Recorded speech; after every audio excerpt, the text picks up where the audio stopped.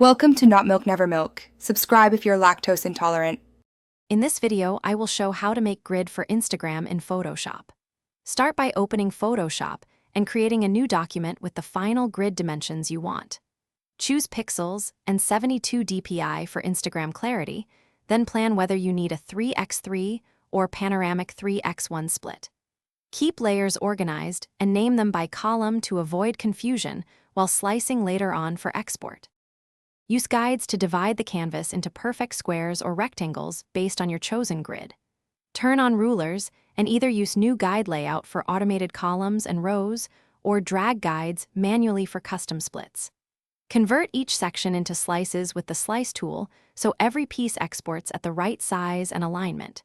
Keep spacing consistent and lock guides once they are positioned to prevent accidental movement.